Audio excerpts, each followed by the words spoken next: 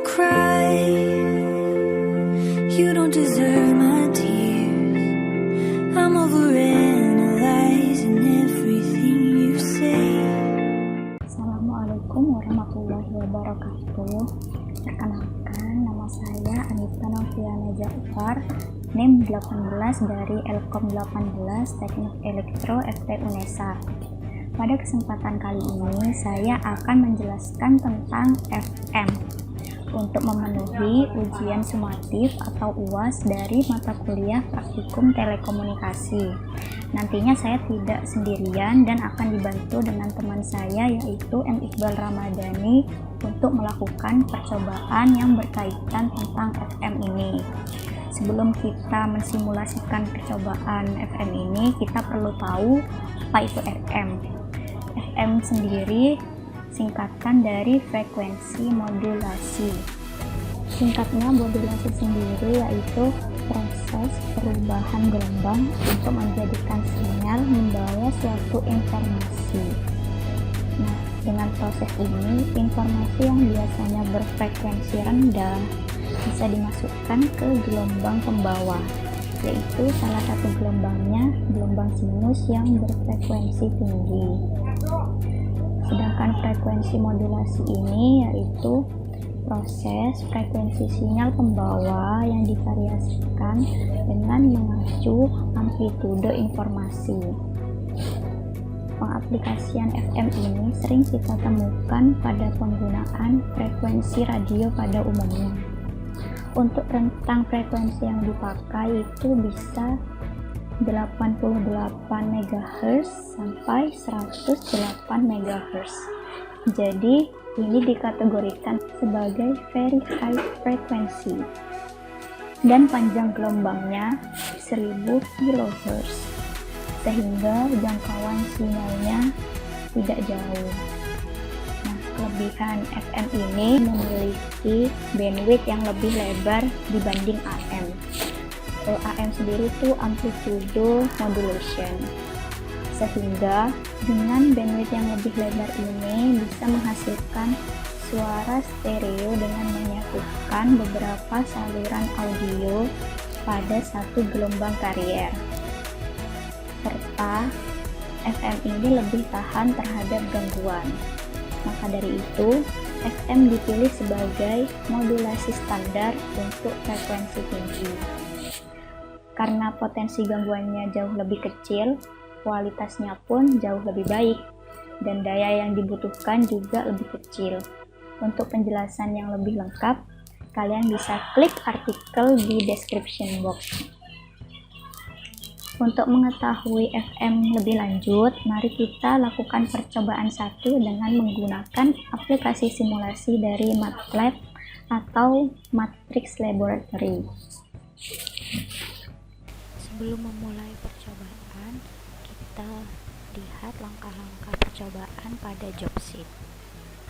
Buka aplikasi MATLAB. Untuk script program bisa langsung sesuai job sheet.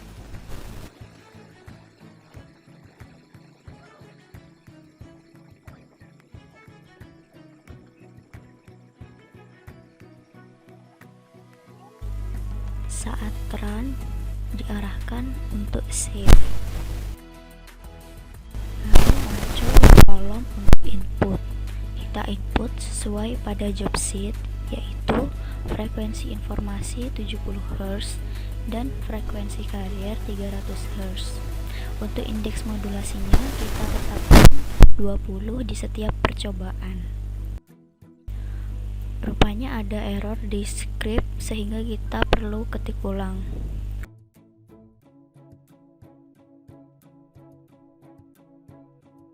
Oke, kita klik run.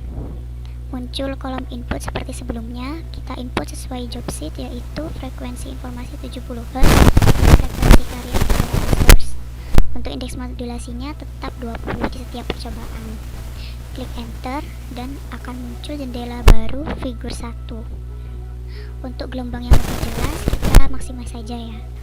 Gelombang yang muncul kita save dengan cara print screen, yaitu menahan tombol Fn plus print screen. Namun tidak di setiap laptop itu sama. Saya sendiri biasanya menggunakan aplikasi snipping tool karena lebih bisa memilih bagian mana yang harus saya save. Paste, kemudian gambarnya diletakkan di file jobsheet. Run kembali untuk input percobaan selanjutnya dengan FM 60 Hz dan FC 400 Hz. Rupanya gelombang sinyal tidak jauh berbeda dengan tadi ya. Selanjutnya dengan FM 50 Hz dan FC 500 Hz. Nampak sinyal carrier ada perbedaan dibanding inputan sebelumnya. Input selanjutnya FM 40 kHz dan FC 600 Hz. Kali ini sinyal informasi yang berubah dibanding inputan sebelumnya. Input selanjutnya yaitu yang terakhir adalah FM 30 Hz dan FC 700 Hz. Sinyal hasil kali ini mirip dengan inputan awal. Dari hasil percobaan satu menggunakan aplikasi Matplotlib yang telah digunakan ini, dapat kita ambil kesimpulan bahwa setiap frekuensi dapat ditransmisikan. Hal ini terbukti dengan saat kita menginputkan frekuensi sebesar 30 sampai 40 kHz, nampak gelombang sinyal FM konstan dan tidak berubah. Gelombang sinyal yang dihasilkan juga bertambah besar dan gelombang semakin rapat. Artinya, frekuensi yang tentunya FM ini dapat ditransmisikan. Demikian percobaan satu menggunakan aplikasi Matplotlib. Semoga bermanfaat. Kurang lebihnya saya mohon maaf. Dan selanjutnya akan dilanjutkan oleh teman saya M. Iqbal Ramadhani menggunakan aplikasi Multisim. Terima kasih. Assalamualaikum warahmatullahi wabarakatuh. Perkenalkan, saya Muhammad Iqbal Ramadhani, NIM 180 505 140 24. Kelas Elkom 2018 Universitas Negeri Surabaya. Nah, kali ini saya akan menjelaskan tentang frekuensi modulation. Nah, frekuensi modulation itu didefinisikan sebagai divisiasi frekuensi sesaat sinyal pembawa atau dari frekuensi tak termodulasinya sesuai dengan amplitudo sesaat sinyal pemodulasi. Sinyal pembawa dapat berupa gelombang sinus, sedangkan sinyal pemodulasi atau informasi dapat berupa gelombang apa saja atau sinusoidal, kotak, segitiga, atau sinyal lain, misalnya sinyal audio. Nah, untuk mengilustrasikannya, modulasi frekuensi sinyal pembawa sinusoidal dengan menggunakan sinyal pemodulasi yang juga berbentuk sinyal sinusoidal. Secara matematis, sinyal termodulasi FM dapat dinyatakan dengan EFM sama dengan VC sin buka kurung omega C kali T ditambah MF sin omega M kali T. Nah, dengan keterangan EFM sama dengan sinyal termodulasi FM, EM sama dengan sinyal pemodulasi, EC sama dengan sinyal pembawa. Sedangkan VC sendiri adalah amplitudo maksimum sinyal pembawa. Lalu MF adalah indeks modulasi FM. Lalu omega C sama dengan frekuensi sudut sinyal pembawa. Dan selanjutnya adalah omega M atau radian per detik dengan satuannya, yaitu frekuensi sudut sinyal pemodulasi. Dan untuk lebih lengkapnya lagi, mari kita simulasikan dengan aplikasi yang bernama Multisim. Nah, sekarang kita akan mensimulasikan rangkaian frekuensi modulation di aplikasi Multisim. Nah, ini adalah rangkaian frekuensi modulation yang terdiri dari transistor, resistor, kapasitor, dioda, dan induktor. Untuk transistornya sendiri, yang harus digunakan adalah BC107BP. Lalu resistornya untuk spesifikasinya adalah 22 kilo ohm, 6,8 kilo ohm, lalu 680 ohm, 10.000 ohm, 1.000 ohm, 4,7.000 ohm. Nah, itu adalah untuk resistornya. Dan kapasitornya terdiri dari 5 kapasitor. Untuk spesifikasinya adalah 0,1 mikrofarad, lalu 0,001 mikrofarad, 100 picofarad, 30 picofarad, dan 1 mikrofarad. Dan diodanya adalah 1N4149 yang terdiri dari 1 buah. Lalu induktornya menggunakan 100 mikrohenry. Nah, setelah itu lalu kita harus menyeting pada AFG-nya terlebih dahulu, atau yang disebut dengan function generator. Nah, untuk function generation-nya sendiri itu harus disetting pada 400 kHz untuk function generation 1. Lalu untuk function generator 2 kita harus menyeting pada 20 kHz untuk masalah frekuensinya. Nah, setelah itu kita harus menjalankan run terlebih dahulu. Nah, setelah kita menjalankan runnya, lalu kita klik 2 kali untuk pada 4 channel oscilloscope.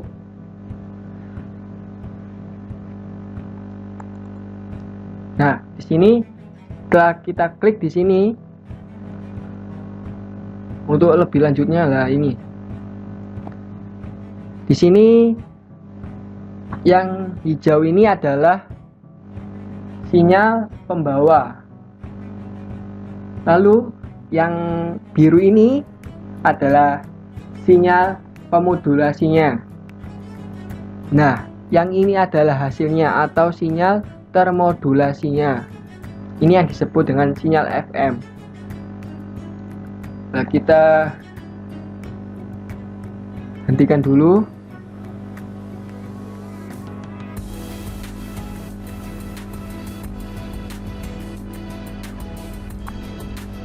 Nah, dapat dilihat ya bahwa saat gelombangnya naik maka sinyalnya akan rapat, dan saat gelombang pembawanya ini turun maka sinyalnya akan renggang.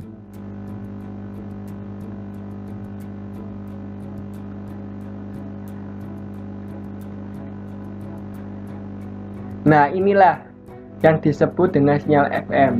Maka dari percobaan yang kami lakukan dapat disimpulkan bahwa saat sinyal pembawa naik atau 1, sinyal FM akan rapat. Sebaliknya, saat sinyal pembawa itu turun atau 0, sinyal FM akan renggang. Nah, itu yang dapat kami simpulkan dari percobaan frekuensi modulation ini. Terima kasih. Assalamualaikum warahmatullahi wabarakatuh.